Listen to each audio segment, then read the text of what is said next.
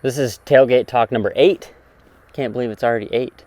And we're going to talk about baiting deer specifically.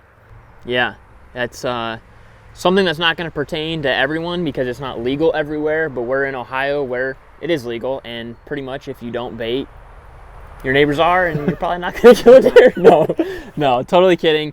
I think it's a pretty controversial topic. There's really no right or wrong, and disclaimer, we support it as long as you're doing it legally. I mean, if it makes you happy, whether you hunt over it or you just use it for inventory. We're basically the libertarians of the hunting community. If it's legal on the books in your state, you can do it. And it makes you happy. Yeah. We also have no problem with people that don't. Right. Exactly. Yeah, That's exactly. perfectly fine. Totally cool. So we had an Instagram poll sometime in July in regards to baiting to kind of set this tailgate talk up. So I think maybe a good place to start is with the data that we pulled from that. So we asked if people were for or against baiting, and there was just over 80 people that participated. 92% said that they were for it. Obviously 8% said against it. The next question was, if during the season have you killed a deer over bait? 71% said yes, 29% said no.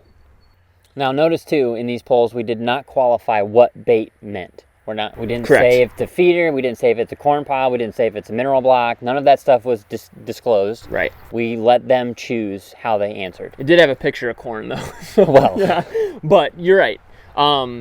The next question was, do you bait in the summer only, so the off season, or during hunting season only? And 47% said summer, 53% said season. I kind of didn't like that question after I posted it because it didn't really give an option for both, but I think I get to that. We had some comments come in regards to it as well. Some people said it's more of a philosophical disagreement. This guy said, I love it. This guy said, only way I'd be against it is to slow the spread of EHD, something we should talk about. Luckily, we don't have it here yet, is what this guy said. So basically, it seems like, and I don't know the demographics on the people that participated, but it seems like for the most part, the majority is for it. I'd be more interested to see like how many people do it year round and looking at like a cost standpoint. So us personally, we've done both. I've killed a deer over a corn pile. You've killed a deer over a corn pile. I think you have. Killed a deer over a pile, yeah. So we all have. We kind of got away from it a little bit recently, just from a cost standpoint, like buying 50-pound bags of corn all the time. You can break the bank pretty quick. Yeah, very quick, especially when you got 4,000 raccoons. So we do it this time of year a little bit more so with like minerals, just to kind of see what deer are in the area. It's a great way if you slap out a pile of corn in the late July, early August. If there's a big buck in the area, eventually it's probably going to be on that camera. More so, yeah, like an attractant type deal. You're not, obviously, I hope you're not killing deer right now. Right. But you're just wanting to get them in front of a camera just to get pictures of them and see what you're working with. Yeah. Right. So we wanted to just kind of discuss further from the standpoint of the people I think that are maybe against it and why they would be against it. I know, like I said, EHD, CWD has been brought up. I don't know if is that proven that it's spread easier through like, I know I've heard like with congregation of deer, concentrated areas. So but just like COVID, that depends on the research that you see. There's True. some research that says it doesn't. There's some that says it does. There's some that says it's species to species, like an elk can give it to a whitetail, can give it to a mule deer, and then there's others that say that it can't. So I think the biggest maybe problem that people have, and maybe a question we all need to ask ourselves, is how much does hunting over a corn pile take away from the actual hunt? I think that would be maybe a question we should ask ourselves. When I was younger, I had not even a thought in the world. It just seemed like that's what everybody did. And I big buck come into a corn pile, I shot it. It was epic. Well, and you could go out and hunt without a corn pile and may or may not see deer, or you can go and hunt over a corn pile and you're pretty much guaranteed to see deer. You might not see deer that you want to hunt, but as a young kid going out to hunt, all you want to do is see the game that you're after, even if you don't shoot it. So I think people in states where you can't bait probably think that this is like you put it out, and here he comes, stumbling through the weeds. It's not like that. Like, we've all three killed a deer over a corn pile. Few and far between. I've killed one. So, like, when we're saying this, don't think, like, we're just out here just tearing them up, because we're not. Well, and we should qualify, too. I've never killed a buck over bait. You have once. So two between the three of us. And there's a lot of deer that have been. And think about how many years we've hunted and put out corn pile. There's been, and I'm guilty of it too. And I'm in a state where it's legal, where I'm like, if I had a corn pile in there, he'd be dead. Oh yeah. And then you go do it. It doesn't. You don't ever. Not a guarantee. No, like it doesn't help you. I don't think as much as you would think. More times than not, it probably hinders you because these deer are heavily pressured around this area. Everyone and their brother is hunting. If you're on a property and you're the only guy that hunts it, that's rare. So I think having a 100-pound corn pile out all the time, they come in looking at you most of the time. They wind you. You got a million eyes on you. Even if that buck does come in, he's wary. They know to look up. Yeah, exactly. Yep. So I think that's why we've gotten away from it. And if anything, I think what can be effective if you want to hunt over bait is strategically placing that bait pile in a location where you can hunt deer going to it. I think that's the best way to do it. Yeah. Or from it, yeah. Yep. So if you have a way of doing that, I know a lot of guys that I think you have a cleaner hunt. And what I mean by that is you're not going in and bumping a bunch of deer, having a bunch of deer looking at you, spooking, educating them. I think you can have a lot more realistic and cleaner hunt. I feel like every time we hunt specifically over a corn pile, you're seeing whitetails when you walk in every time. Yeah. It's frustrating. Well, and part of that is just because of a deer is constantly paying attention to its surroundings for the most part. If it's an adult deer, and if they're in an area for a long period of time, and when I say a long period of time, I'm talking like for 2 minutes. Yeah. Like, they're gonna look everywhere multiple times. If you catch them walking a trail, just like if they're walking to a natural food source, they're less likely to look up in every tree 6 times and then figure out that, oh, that thing moved since the last time I looked there, and I'm going to take off because of that. Yep. So. Yeah, it's definitely an interesting topic, and there's so many,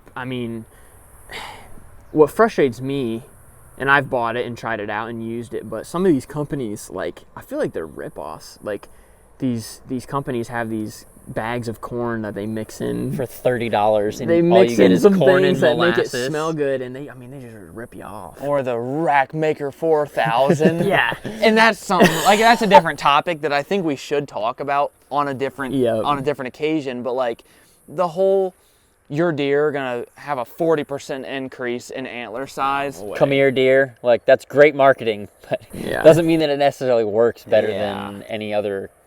Well, and more times than not, too, that's a big reason I stopped buying corn is most of the time you put a trail camera over it and you realize that of a 50-pound bag of corn, we've had 20 plus raccoons in a picture. You're feeding these dang pests. Yeah. And then you get a couple of nice pictures. Yeah. Like, it just doesn't seem like it really, On the flip side of the whole joke about them growing these antlers, Mark Drury talked about feeding supplements to help combat EHD and stuff like that. So, like, it could go either way, but he was talking about some of these companies are trying to get into the scientific side of it and combat these diseases, which is also the whole reason why some states don't allow it, is because of the diseases. But he's trying to say some of these companies are fighting it. That's interesting. So like Trophy Rock is a good example of that, because they have a block that you can put out, and in some states that's illegal because it's considered baiting. So they ground it up, and then people like Grant Woods, who manage a giant property and can plant food plots, till it into the soil so the plants absorb it, and then the deer are still getting the minerals. Yeah.